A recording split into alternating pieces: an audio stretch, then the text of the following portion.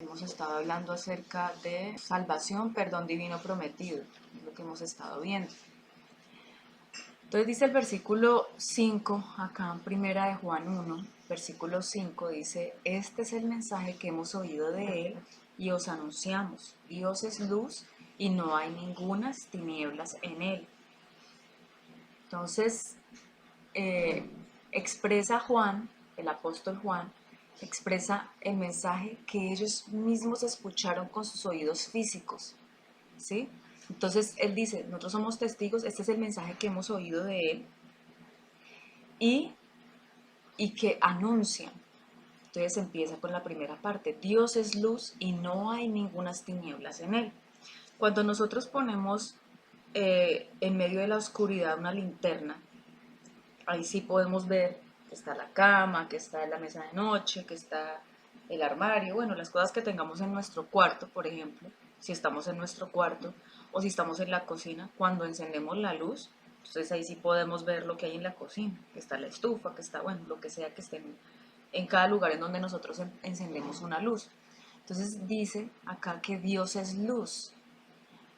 ¿A qué hace referencia eso de que Dios es luz? Y de que no hay ningunas tinieblas en él. Que las cosas que se hacen en oculto, ¿sí? Eh, generalmente como escondido, como que no me vayan a decir nada, es porque traen pecado, porque traen algo en donde nos damos cuenta de que si nos ven o de que si se dan cuenta de lo que estoy haciendo, me van a de pronto a regañar o me van de pronto a decir o me van a llamar la atención, que son cosas que uno como que le da temor, ¿sí? Cuando uno estaba pequeño, uno a veces hacía cosas o se le caía a uno algo y uno escondía como que no se den cuenta por el miedo de que lo fueran a regañar, de que lo fueran a reprender. Pero entonces dice acá la palabra del Señor y empieza Juan a hablar acerca de que este es el mensaje que hemos oído y que nos anuncia, y es que Dios es luz y que no hay ninguna tinieblas en él, o sea que Él es transparente, que Él es luz, que Él expone, que Él muestra, que Él escudriña, que Él sabe la verdad, que Él sabe las cosas que están pasando. El versículo 6 dice, si decimos que tenemos comunión con Él y andamos en tinieblas, mentimos y no practicamos la verdad. Entonces, aquí nos van a empezar a hablar acerca de varios si decimos. Este es el primero en este texto que leemos. Entonces, si decimos que tenemos comunión con Él, pero andamos en tinieblas, mentimos y no practicamos la verdad. Entonces, para tener comunión con el Señor, debemos andar en luz, debemos ser transparentes, no podemos mentir, ¿verdad? Debemos practicar la verdad y no hacer lo que está diciendo acá. Si nosotros decimos que tenemos comunión con Él y andamos en tinieblas y mentimos y no practicamos la verdad, todo eso nos lleva a una ola de pecado, una ola de maldad, una cosa tras otra. El versículo 7 dice, pero si andamos en luz como Él está en luz, tenemos comunión unos con otros y la sangre de Jesucristo su Hijo nos limpia de todo pecado. El versículo que vamos a ver es el 9, ¿no? Pero mira cómo acá en el versículo 7 dice lo contrario de lo del 6, está diciendo en el 7, dice, pero si andamos en luz, como Dios está en luz, está hablando de Él, como Él está en luz, como Dios está en luz, tenemos comunión, vuelve y nos habla acerca de la comunión, pero ahorita ya no está hablando comunión con el Padre, sino unos con otros. Es necesario que nosotros seamos personas, o sea, que nuestras familias, que nuestras congregaciones tengamos comunión unos con otros. ¿Mm? Que tengamos comunión, comunidad, que tengamos unidad, que tengamos ese amor entre nosotros. Y dice, y la sangre de Jesucristo su Hijo nos limpia de todo pecado. ¿Qué viene y nos limpia cuando nosotros estamos en unidad, cuando estamos en comunión, cuando tenemos misericordia los unos de los otros? La sangre de Cristo viene y nos limpia de todo pecado. Entonces debemos andar en luz, debemos andar como el Padre está en luz, andar en luz también. Aquí viene el segundo si decimos en el versículo 8, dice, si decimos que no tenemos pecado, nos engañamos a nosotros mismos y la verdad no está en nosotros. Cuando nosotros decimos, ay, es que lo que yo hago no es tan grave, ¿sí? Ay, es que esto no es, o sea, no, es que eso no es pecado, es que yo soy de esta manera. Entonces ahí viene soberbia, viene orgullo. Y si nosotros decimos que no tenemos pecado, nos engañamos a nosotros mismos. Qué tremendo esto porque uno va en el camino de la salvación, en el camino de la santidad. Y también dice la palabra del Señor que el que esté libre de pecado, que tire la primera piedra, ¿cierto? Eso le dijo el Señor a los fariseos cuando trataban de incriminar a una mujer que estaba en adulterio. Ya le iban a apedrear, ¿verdad? Entonces el Señor le dice que el que esté libre de pecado tire la primera piedra. También dice la palabra del Señor que el que se cree que esté firme, mire que no caiga. ¿Mm?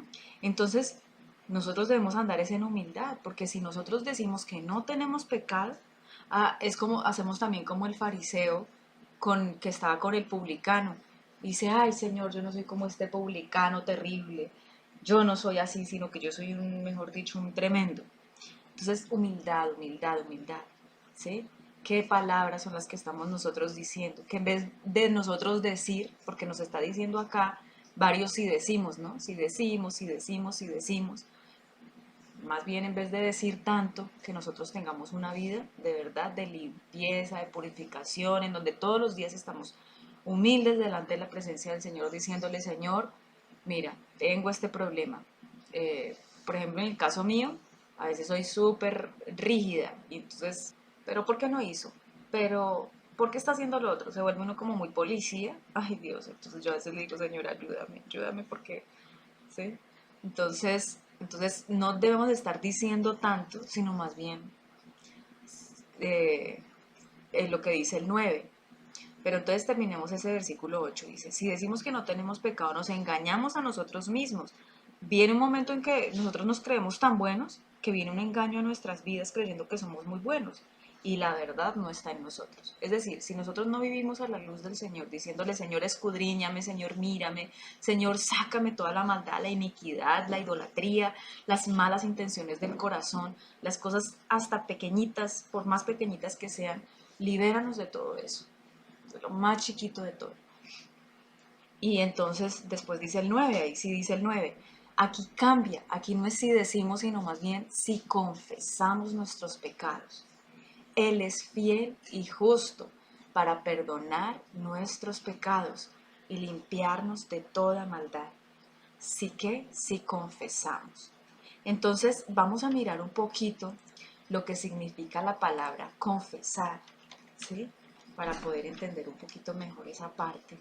Entonces, confesar en un diccionario normalito nos dice declarar un error, una falta o un delito cometidos, especialmente ante la policía o ante un juez o un tribunal de justicia. Otra definición dice declarar algo que se mantenía en secreto por cualquier motivo. Entonces vemos otra vez ahí en el versículo 9 dice, si confesamos nuestros pecados, como si estuviéramos delante de la policía o delante de un juez, ¿sí?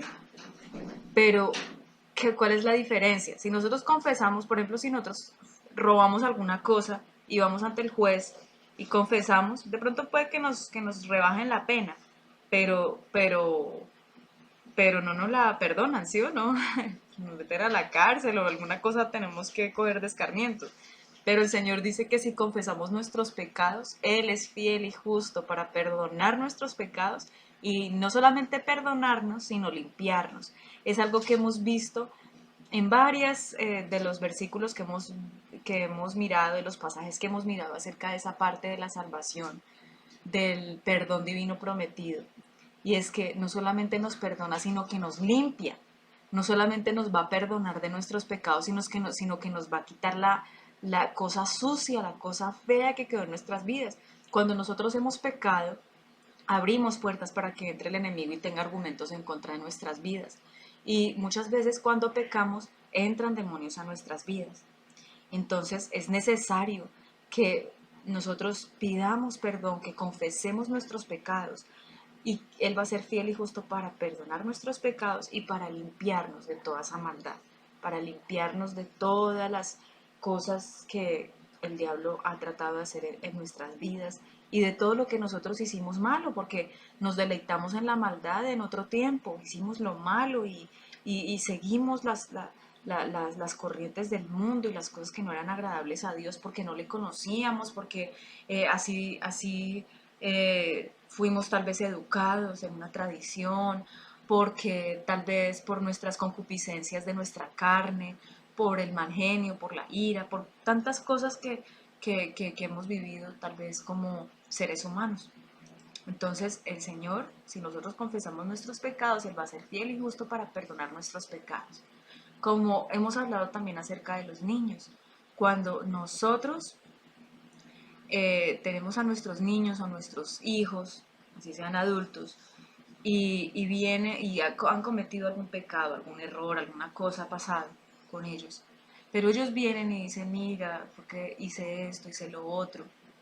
Entonces, y con el corazón de humildad, ¿no? O sea, mira, quiero pedirte perdón, porque no se trata solamente de ir y decir las cosas, sino de quiero pedirte perdón porque hice esto, no te dije, o bueno, o perdóname porque te hablé mal, o bueno, lo que sea. Entonces, eh, nosotros nos sentimos como alegres de que eso pase y perdonamos. Y decimos, sí, claro que sí, abrazamos y vamos para seguir adelante. Ese es el corazón del Señor, un corazón de misericordia. No que, por ejemplo, vengan y nos pidan perdón y nosotros, ay, sí, es que usted es terrible, es que usted tiene que cambiar, es que usted no. El Señor dice más bien que Él nos perdona, que Él nos abraza, que Él nos limpia de toda la maldad. Ese es nuestro papá, ese es nuestro Dios.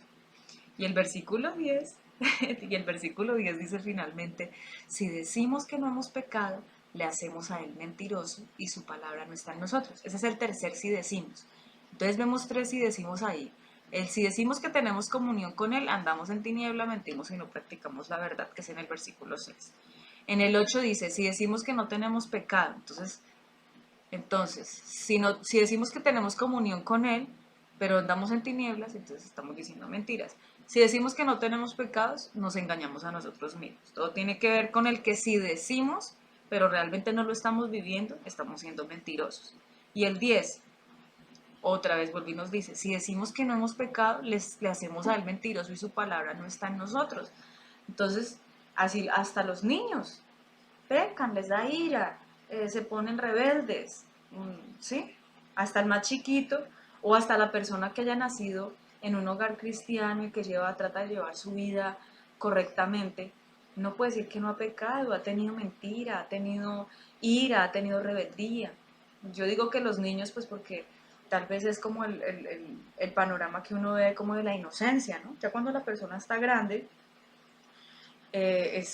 bueno, hay personas que sí son bien, como tercas en ese sentido, entonces dicen, ay, pero es que yo he sido tan bueno, ay, pero es que yo qué pecado he cometido.